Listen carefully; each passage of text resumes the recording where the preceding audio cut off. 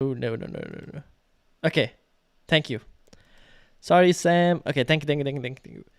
Okay, let's start again. Welcome everyone. Welcome to the stream. Welcome to the wildcard chip and goalkeepers and defenders. We're going to be discussing that this today. And if you want to know about midfielders and forwards, we will be discussing that midfielders on Friday and forwards on Sunday. Also, if you're new, get involved in the chat, get involved in the comments as well, and I'll answer any questions that come. So today we are going to be looking at goalkeepers and defenders, and Sam's also in the chat. Welcome, Sam. Let me just check why my chat is not working. Should be working. There we go. Yep. Okay, cool. Now I've also tried to add a chat bar on the side if it does appear. It's a bit new that I'm testing it out. Let's see if the chat actually appears on the video as well. We'll see how that goes. But welcome, Sam. So let's get into the season ticker, right? So this is the season ticker from game week 8 to game week 15. So, and it's based on defense. Now it's fine. Sick. That's good to hear. It's based off defense, and I've sorted it based on difficulty as well. And Leeds are right on top there. Followed by Southampton, Newcastle, Chelsea, Norwich, Brentford, and Tottenham. Watford, West Ham, United, Everton, Brighton, all at the bottom. But yeah, the main teams in there, or the one that stands out the most is Chelsea at 4th. But Leeds and Southampton are also on top of there. And we'll kind of like look and see in terms of either goalkeeper or defensive views where we can try and find someone good. So also, let's go into, so this is the season ticker. We'll move to the defense in general in terms of the stats. I'm just trying to fix this because it doesn't seem like it's working. Hold on a second. Okay, let's go. I'll probably fix it another time. All right, cool. Team defense. So, this is the team defense based on the last 4 game weeks worth of data. And Manchester City right on top of there, followed by Brighton, Arsenal, who've seen a recent improvement in their defense. Wolves I've highlighted as well, but Everton are here, Crystal Palace are here, United, West Ham, and Chelsea. Interestingly, Chelsea not too high, but keep in mind that Chelsea's defense in general Chelsea's defense did go up against some tough opposition, so hence why they're probably lower. But they are facing a really good set of fixtures, as you can see. So I'll expect Chelsea to actually climb back up in this list. I've also highlighted Southampton here because Southampton have a really good upcoming set of fixtures. And they've managed to keep 2 clean sheets as well in their last 4 games. Interestingly, Leicester, Watford, Leeds, Tottenham, Norwich, all at the bottom. Leeds, as you can see, right on top. Norwich just below Chelsea. I wouldn't really trust Leeds or Norwich defenses, to be honest. Maybe we could probably look at Meslier in goal as an option, but even then that is still stretching it. I still think it'll take some time for Leeds and Norwich to actually, probably not Norwich, I think Norwich is just gone, but for Leeds to try and improve their form in general. So let's get started so these are the stats. Obviously City looking the best. Arsenal 3 clean sheets as well, not too bad. Brighton 2 clean sheets, Wolves 2 clean sheets, Chelsea 2 clean sheets, Southampton 2. Liverpool are also in there, but Liverpool face a mixed run of form. The only Liverpool player I could think of in defense is Trent Alexander-Arnold, and he's currently injured, so we'll have to wait and see. Brentford are there. Brentford could actually be a decent team in terms of goalkeeper points, maybe not really defensive points. I probably won't look at defensive returns from them, but goalkeeper thing could be a shout. And talking about goalkeepers, let's actually move to goalkeepers. Now, this I have basically sorted by expected goals prevented, but you can also see the overall points, minutes per save, goals conceded. Livramento is selling like hotcakes. Indeed, yeah, we'll talk about Livramento as well. So minutes per save, goals conceded, clean sheets, bonus points, BPS baseline, saves, which is shots inside the box and just the actual saves as well in total. Now, Mendy, no TA for me.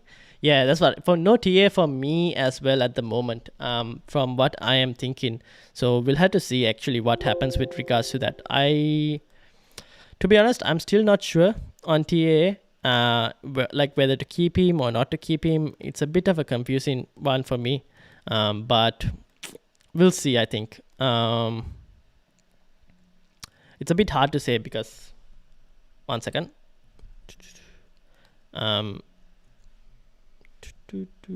Yeah, it's a bit hard to say for TA because we don't know what TA is actually going to turn up.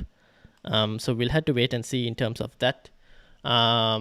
If he is fit, he could be a decent differential against Watford and Brighton. But the United game and West Ham game after that is a bit of this thing. But I think you should have, you should probably save up some cash to be able to do a defensive swap to TA when he becomes fit again. Because he is that player that you probably want in your team eventually. But it's very hard to get to him if you don't have the funds, especially when you get rid of him. So keep that in mind. If anyone wants to if you're getting rid of TA, just have some cash in spare to bring him back in when needed. Now, where was I? Goalkeepers, yes. So, Eduardo Mendy, he is right on top of there.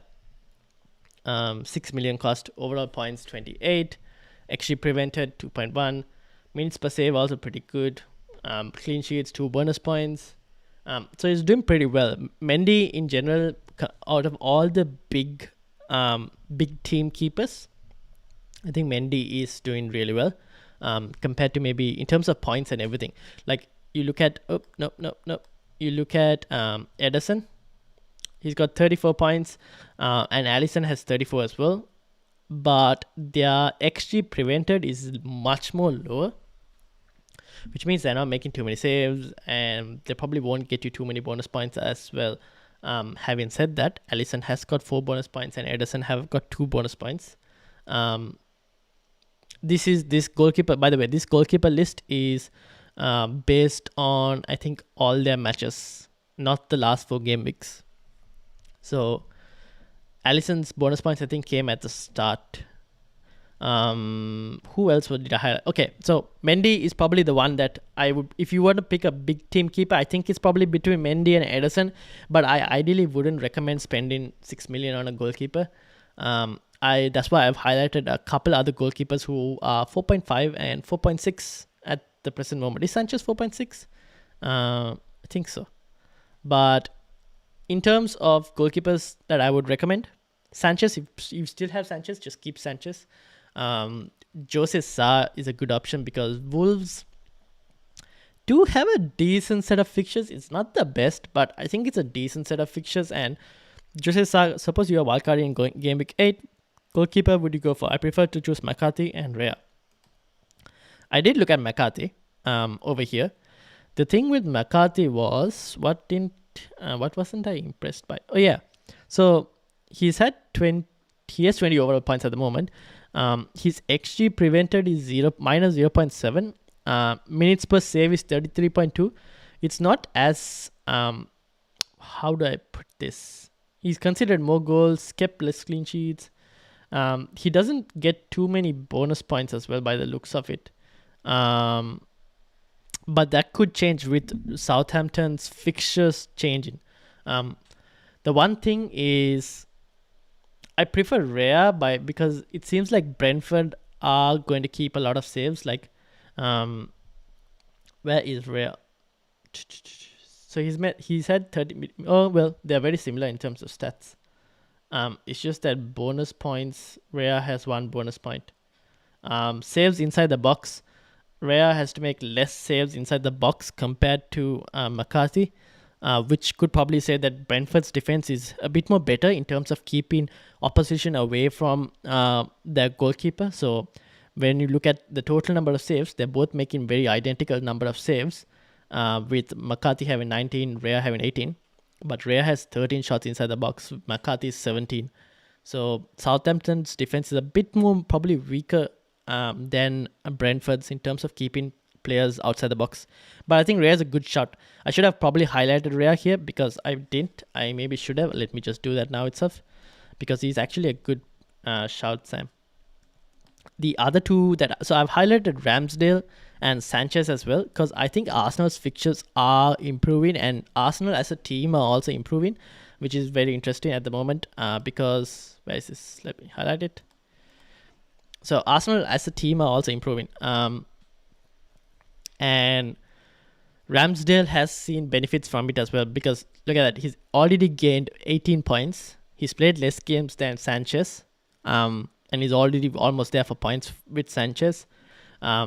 He's also keeping a high number of XG prevented. So he's having to make a lot of saves. Okay, so maybe Arsenal's defense probably hasn't improved significantly because he's making a lot of saves.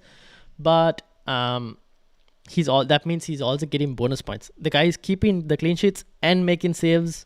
It's a really good combo for a goalkeeper and at 4.6. So I think in terms of if you want to get points a lot, I think if Ramsdale keeps his place and if Arsenal keep improving their defense or keep their clean sheets, Ramsdale could actually be a really good shout because he will make he's shown to make the number of saves and he's also getting those bonus points which you want.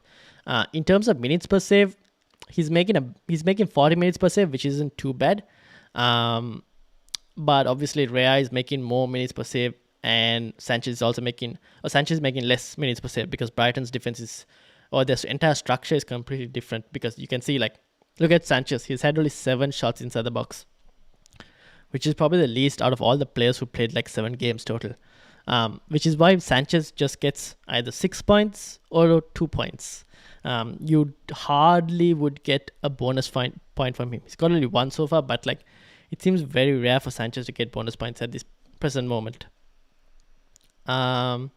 So to answer Sam's question, suppose you're on a wildcard in Gameweek 8, which goalkeeper would you go for? I would go for... it's a tough call. Me, at the moment, I have Sanchez. And for me, his value is at 4.5. Because I've had him from the start of the season. If I was to switch to a goalkeeper now, I will have to probably spend that 0.1 extra. And then it comes to a question whether I want to spend that 0.1 extra or not. Because I'm looking at Brighton's fixtures and I'm like, where is that? I'm looking at Brighton's fixtures. Norwich, okay. These two are the hard games. The City and Liverpool games are the hard ones. Somehow I feel Arsenal are living on the edge. Hence scared to pick Ramsdale. Sanchez, Ramsdale and Raya all are 4.6 now. Yep. Yeah. I think that Arsenal versus Brighton game, it didn't really convince you because Brighton did dominate that game. So we will have to see actually. It's going to be a tough one. But I think you'll get very similar points probably by the end of it. The only thing with Sanchez is he has City and Liverpool back to back. And he's got West Ham as well in the next 8. So it's going to be a bit more harder. You're going to assume that he'll lose a lot of clean sheets compared to maybe a Raya. So Raya, but the thing with Raya is he has Chelsea immediately now, and then followed by Leicester, who have an informed Jamie Vardy right now. So it's not as easy for Raya as well compared to Sanchez as well. It's just that you are hoping that Brighton as a unit do better as a defensive team. And are able to limit apart from maybe City and Liverpool, they probably might be able to limit the other teams. You're hoping, but then again, yeah.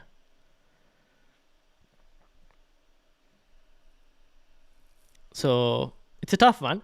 I think I'm still going to keep Sanchez, but I have considered Raya, to be honest, as an option because of the fact that Brentford, after that Chelsea game, they have a decent run of fixtures, which I think they can probably keep it. The only thing with Brentford is they seem like the team that's going to go for it. Like how Leeds were last season. They will just go for it and they're not going to play very defensive as well. So kind of wonders, okay, how much clean sheets am I going to get from Raya? That's the question. They've kept 3 clean sheets out of 7, which isn't too bad. Which is very similar to Ramsdale and Sanchez. Although Ramsdale has played less games So more clean sheets per game from Ramsdale. But Raya has got 27 points. That's the one thing I'm thinking. Like, Raya is going to get those.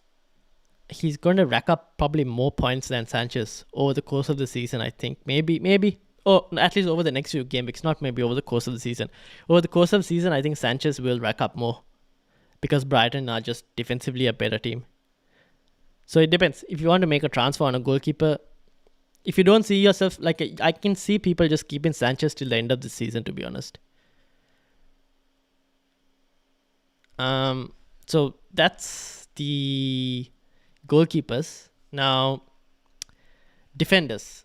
Defenders is the tough, not the tough one, but a lot of discussion happening in defenders. Now, we saw, where's City? Manchester City, over here, in just above mid-table of the defense in terms of the season ticker.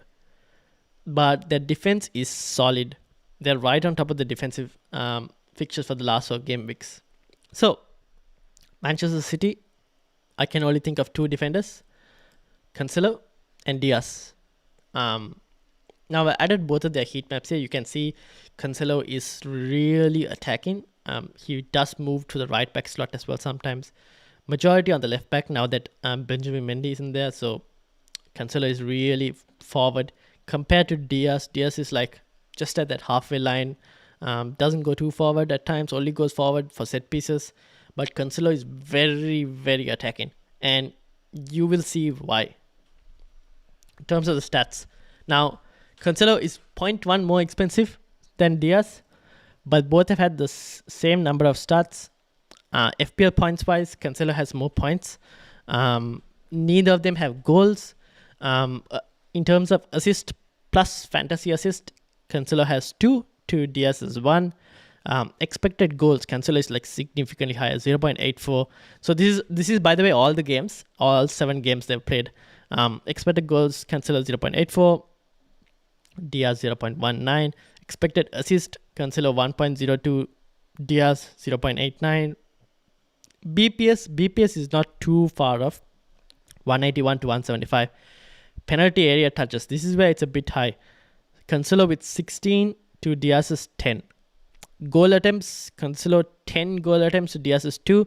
And Diaz's 2 goal attempts came from set pieces. Whereas Cancelo, out of his 10, 3 of them came from set pieces. So you're looking at, I think both of these guys, you're looking at clean sheets are the minimum. And now you want to try and pick from attacking perspectives who is going to give you more attacking returns. And that's why I think Cancelo will give you more attacking returns. Now, both of them have started 7 games. But out of the 2 of them, if you would ask me who is the more assured starter, I would pick Diaz as the assured starter.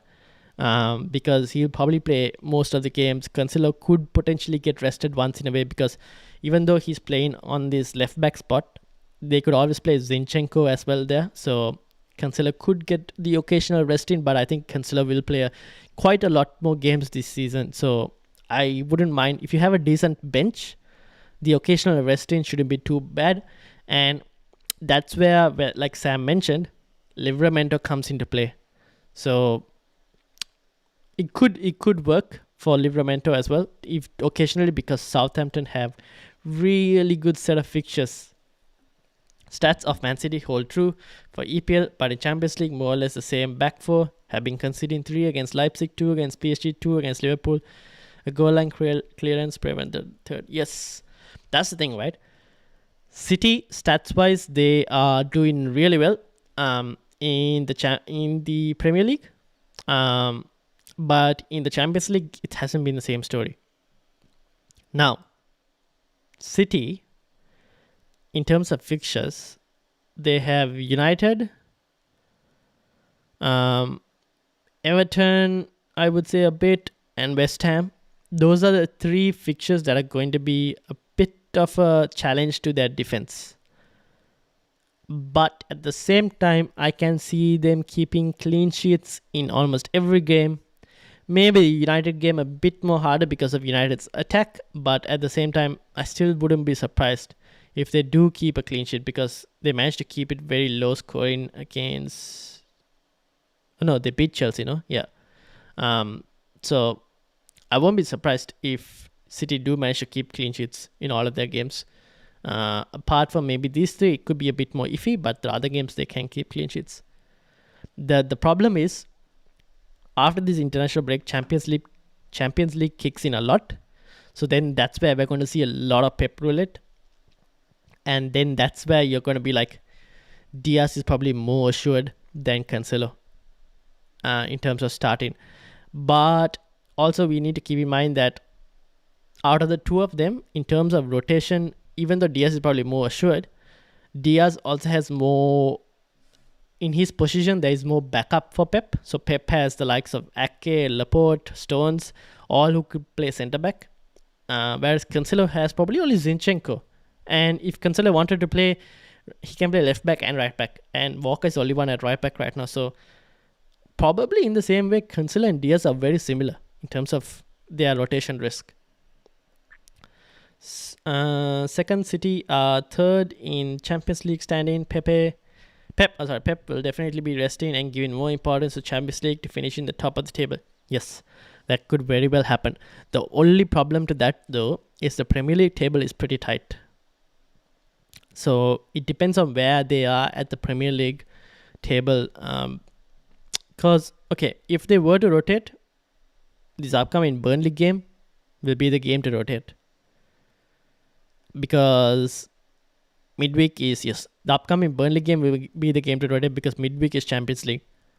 And midweek Champions League is a massive fixture for them. So that's going to be a tough one for them. Is it a massive fixture? Who are they playing? Hold on, let me check. Let me check who they're playing.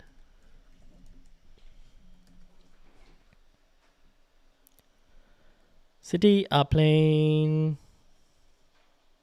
Oh, no, they're playing Club Brugge.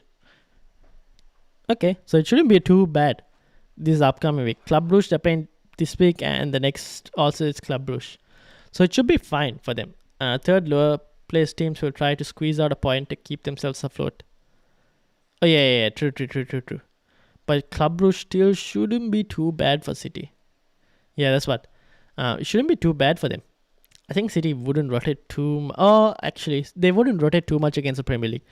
Although Burnley, you could probably rotate against Burnley, to be honest. So I think be prepared for a bit of rotation, especially after international break. Pep might want to give those who have not gone for the international break to play a bit more minutes. So can expect to see that. So do have a strong bench, because if one of these two get Club Brugge are first above PSG and City. What? No way. Really?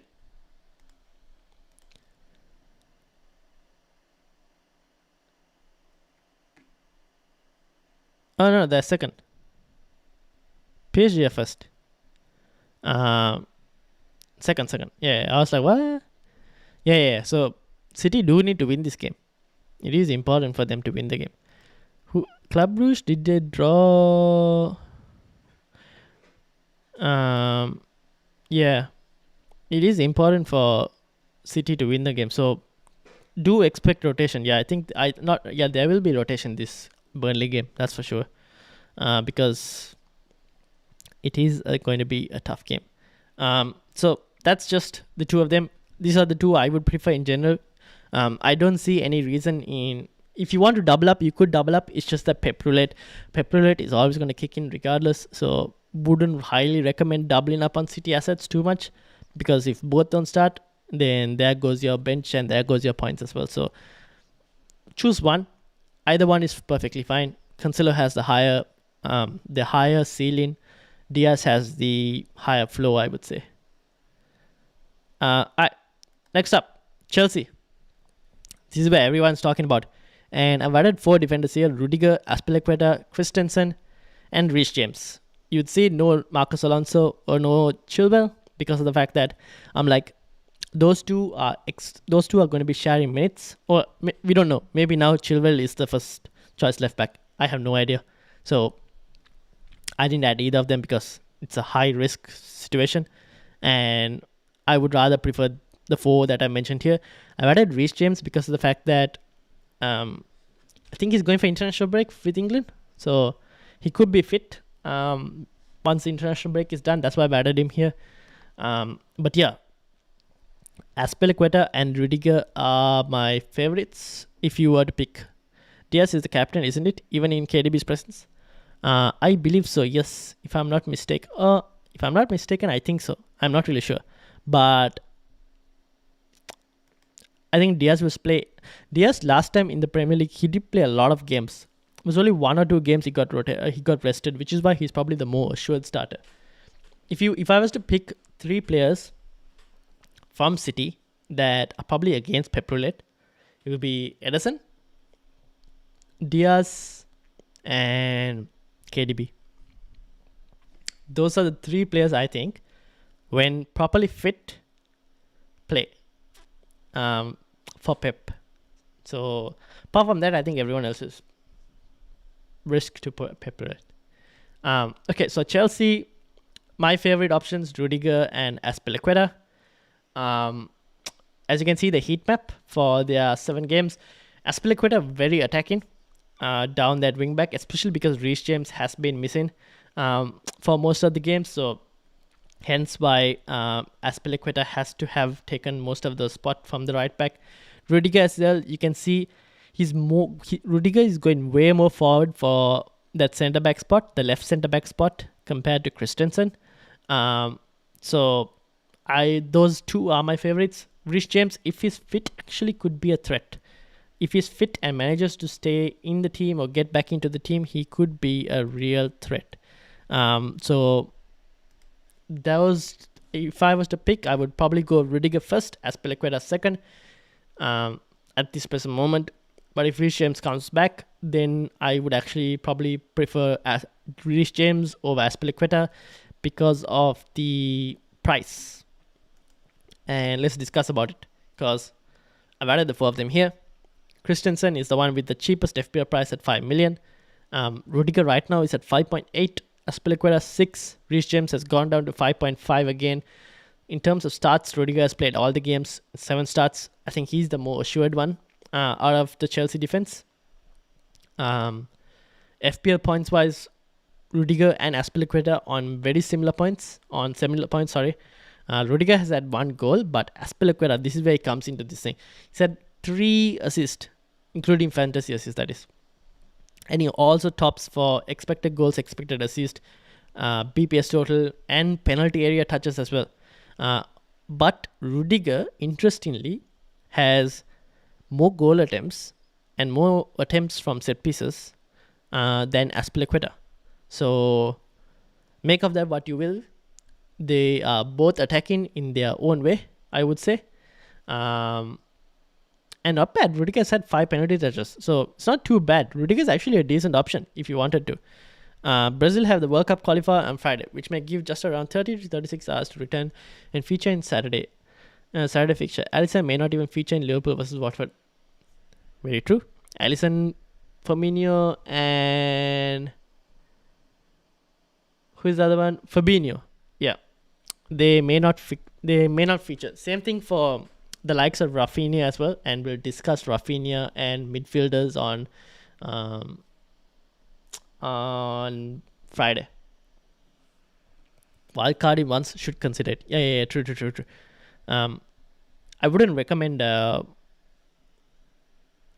though, only goalkeeper pick. But if people are picking Trent, maybe. But I think you can make more points without Trent for the short term. But yeah, wildcard in should probably consider it. Do you want to get rid of him? Here's the thing. I would still get rid of Sa if you had him. If you're on a wildcard, I probably will get rid of Sa. Because Watford's fixtures aren't great. So you might as well just get rid of him. Probably bring in Rafinha, even if Rafinha is not going to play. Leeds' fixtures are too good to ignore. So yeah. In terms of comparisons, so Aspilicueta very attacking. One thing I wanted to touch was Reece James. He's had only 3 starts, but he's at 10 penalty area touches. Compared to Aspilicueta, who has the most there in 16. So this is why I like Reece James a lot, because even at the He's a 5.5 cheaper. If he's fit, he becomes a real threat and a really good option for the Chelsea attack. Into that Chelsea backline.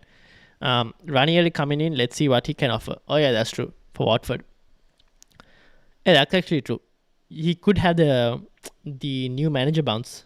So you never know. Watford could keep a clean sheet. Maybe is Salah actually the best captaincy choice? Actually, I think I'm still going to captain Salah. The guy has probably scored against like City and Chelsea and all, and like he's giving the points. But yeah, Chelsea picks. These are who I would go for. Rudiger would be my first option because he is the more guaranteed to play. Azpilicueta is second, and if Reece James is fit and can nail down that spot and not have Callum Hudson-Odoi or anyone else or Chalobah on that position, then Reece James would be my next option. Christensen, not worth the 5. For 5 million price tag, he's not worth it because you've seen like the other two have got only 36 points and are way ahead of Christensen in terms of whatever they offer at this point. So I think you can find better players for 5 million rather than Christensen. I would spend more money and get Rudiger or Azpilicueta, or if we want to get Reece James even. All right, next up, the team that have... Where is the team defense? The third best defense, and last 4 game weeks, Arsenal. And I think a lot of people are looking to bring at least one Arsenal defender. And I've added the 3 most favorite Arsenal defenders: Tomiyasu, Ben White, and Kieran Tierney. And as you can see, Kieran Tierney, extremely attacking down that left-hand side. Tomiyasu, on the other hand, not as attacking as Kieran Tierney, and it shows he's held back a lot more. So Arsenal's defense is very lopsided, where it's like a 3 at the back almost, with Tomiyasu being like that third centre back and Kieran Tierney going forward more. So it's a bit of a lopsided defense, and it's showing in the heat map as well, with Tomiyasu significantly back in their own half and defending compared to going forward, which is why I think Tierney is probably the best option out of all for our Arsenal players. So if you can afford Tierney, do get Tierney. In terms of price, Tomiyasu has got a price rise this week, so he's gone to 4.6. Ben White is the cheapest at 4.4. Tierney at 4.9. In terms of starts, Tierney has the most because he's played more. Tomiyasu has played since he's come in. But in terms of points, they're all very similar, extremely similar. Goals and assists, nothing. Expected goals, Tomiyasu 0.14, 0.05 in terms of expected assist. Ben White, let's not even talk about it. Kieran Tierney, more higher. BPS total, also Tierney is much more higher. Penalty area touches, 14 penalty area touches, which is significantly higher than any of the Arsenal players. Goal attempts 6 and attempts on set pieces 2. So Kieran Tierney, by far the best option into the Arsenal backline. Now, if you were to get an Arsenal goalkeeper, I wouldn't recommend getting an Arsenal defender. Don't do that. You do not want to double up on Arsenal defense. Like Sam mentioned in the chat before, somehow I feel Arsenal living on the edge. Same. If you're getting Ramsdale, don't get Arsenal defender. Wouldn't recommend. I just don't trust Arsenal's defense too much. Like, I don't trust Arsenal's defense that much to be getting two Arsenal defenders in there. Tuchel rotates his defenders now that Chelsea have must-win matches in Champions League against Malmo after losing to Juve, picking up Chelsea defenders. I think already Rudiger's safe bet. James is tempting. Will it be advisable to go with Ramsdale and Tierney? Okay, just answered. Yeah, no. Don't go with Ramsdale and Tierney. Because of the fact that you saw the Brighton game, right? Like the Brighton were dominating an Arsenal match. I don't really like the option of going with both. And I think we discussed this on the podcast as well before last week, and we'll probably discuss it next week as well on the podcast, where double Arsenal defense, we don't really trust we don't trust Arsenal that much, and also we haven't seen enough from Arsenal to warrant us to go double Arsenal in the backline, especially given that their fixtures aren't like it is. There are teams, Liverpool, United, Everton, in the next 8. Not the best. I would rather go with 1 than 2. Yeah. So that's the Arsenal defense. If you were to pick one, Kieran Tierney. Now, in terms of Tuchel and rotation of defenders, that is actually a good point but the only thing is Rudiger is the most safe option because if you look at the left, so Chelsea play a back three, right? In left centre back, I think Rudiger is probably the only one who can play that position. Right centre back, you have Christensen who can play there, Aspilicueta who can play there, and in the central centre back role is you have Thiago Silva, you have Christensen also sometimes who can play that central centre back role. So there are options in the central centre back and right centre back roles. Just that left centre back, I think Rudiger is kind of like their only option, and I don't see anyone else getting him there. So that's why I think Rudiger is like the most safer bet. Aspilicueta has the flexibility of playing right centre back or right back. But Reece James, for the price he's at now and what we know he offers attacking wise, he's very tempting. So yeah, but those are the main defenses I would look at. Now, there's another defense in here. Well, not really another defense, but I didn't have time to make a slide for it, which is Southampton and Livramento.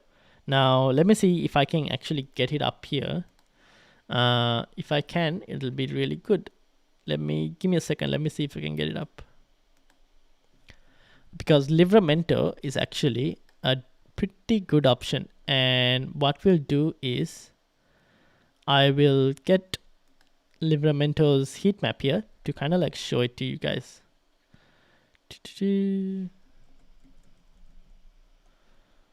Where is he? Because he at 4.1 or 4.2 now, whatever his price is way too tempting. Here we go. Let me change this up. So this is Livramento. This is taken from the Fantasy Football Scout members area. Look at that heat map. It's so attacking. That is an extremely attacking fullback for 4.2 million.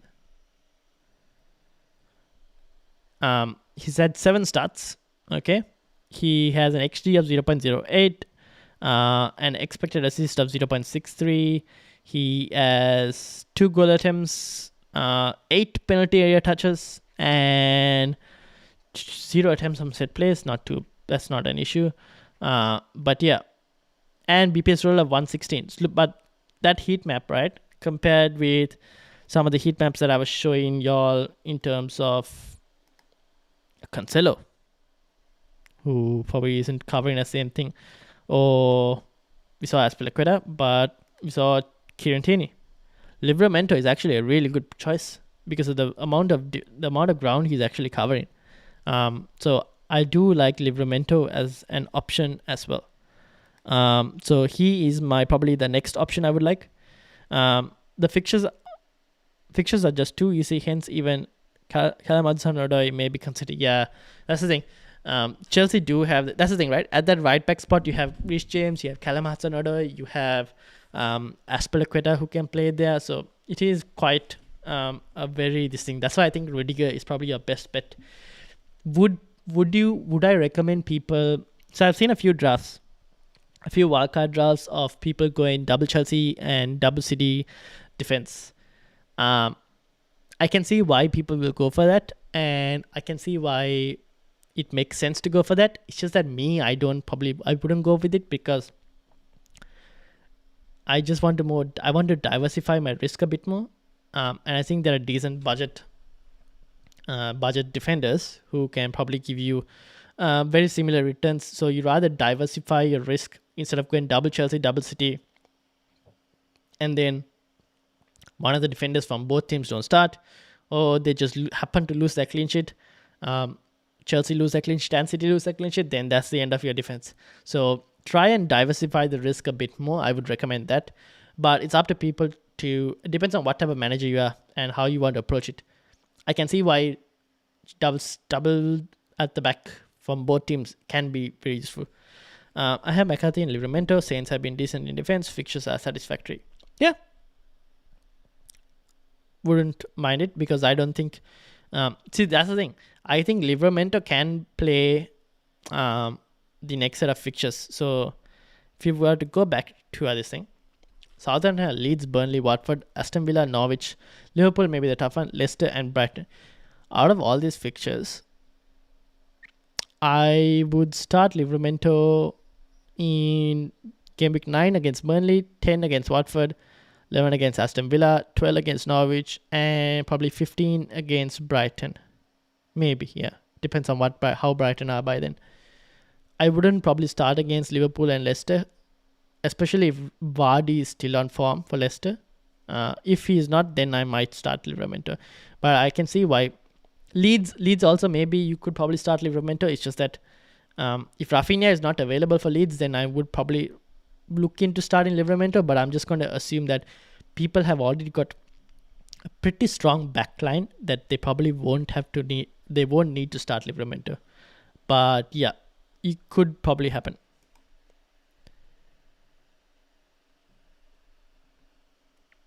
So he is probably the other defender I want to speak about, Livramento.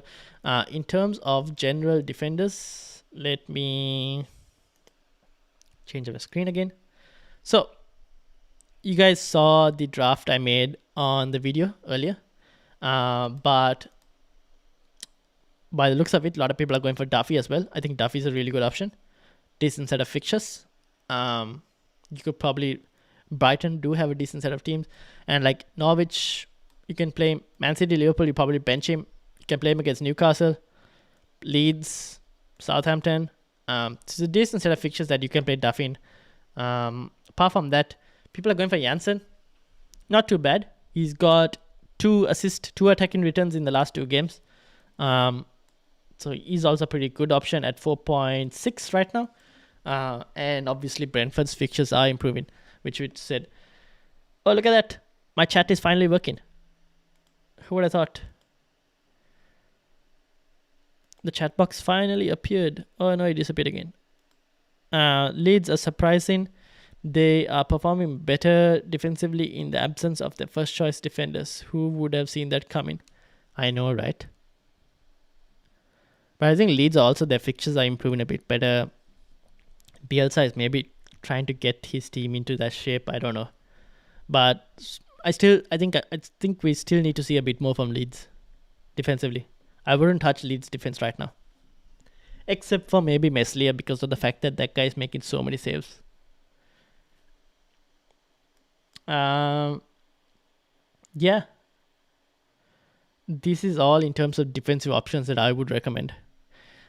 Hello, Ali. Hi, what about Henry at Brentford? Any good?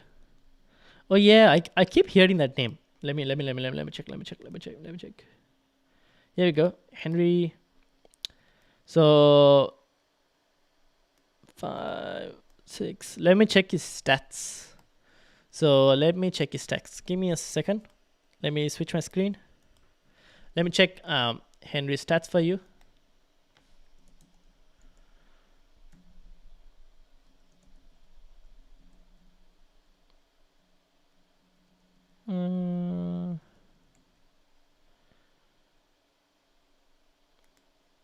What Henry? What's his name? Let's see. Rico Henry.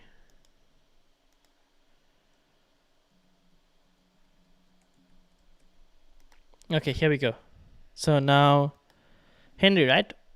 This is Livramento on this side. This is Rico Henry on this side. It's all right, I would say. In terms of XG 0.09, he has a bit less than assist. What else is key? BPS total bit less. Penalty area touches 4. And attempts on set play is 1. Okay, Henry is not a bad punt. He is somewhat, for the key stats, he's maintaining with Livramento. So it's not a bad choice if you want to get him. I haven't seen him too much to be able to like give you a proper wording. But it's not a bad option. The others, Ethan Pinnock also seems to be one that people look at. who could be another option for you?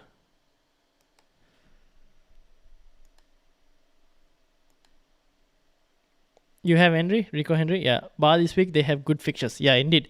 That's the thing. That's what I'm thinking. I'm like, I want a Brighton. I want a Brentford player in that. I want a Brentford defender in there,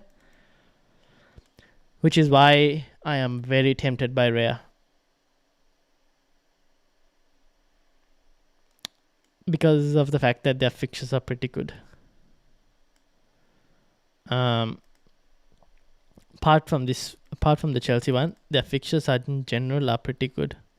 So I am tempted by Raya, but it's just that one upcoming fixture puts me off when Brighton have this thing, Norwich, and also because if I was to sell Sanchez now, I'd spend 0.1 to get Raya. But Henry actually could be a decent punt if you wanted. If this is your team, whom would you start in the defense in game week 9? If this was my team, whom would I start? Okay, so this is not yet my team, but if this was my team, this is who will start.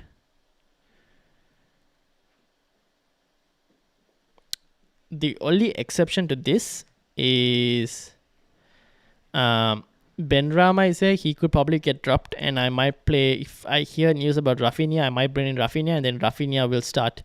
And then in that specific case, then either Duffy or Kieran Tierney, one of them get dropped. Maybe Tierney, because I think Crystal Palace are more attacking than Norwich. So it'll be Rudiger, Duffy, and Cancelo who might start. I like a Huang pick. I think the secondary striker is a good example. Werner might be an option. Yes. Actually, Werner could be an option. But we still need to see a bit more from Werner, I think. Huang pick is also pretty nice. I do like the option. Or if you wanted someone a bit more who is guaranteed on penalties, I think I can still afford Jimenez if I wanted to. Yes, I can afford Jimenez.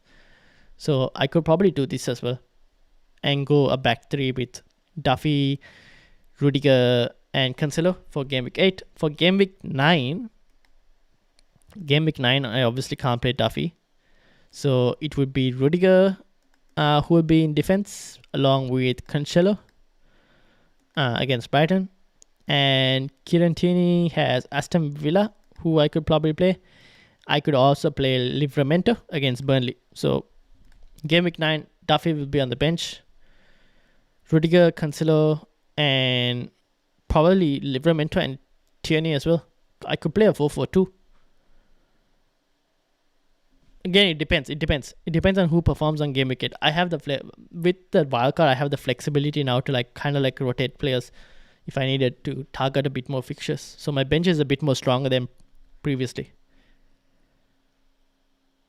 I could also go 4-3-3 with Salah, Son, and probably not Benrahma, but maybe Rafinha with Smith Rowe and Doucouré on the bench.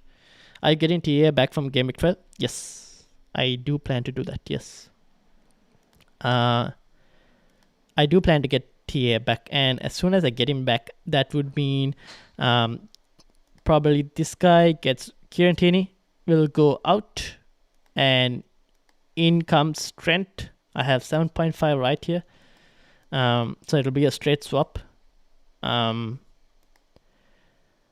Hence why the Huang pick at the moment here, to give me that value to be able to quickly go back to Trent.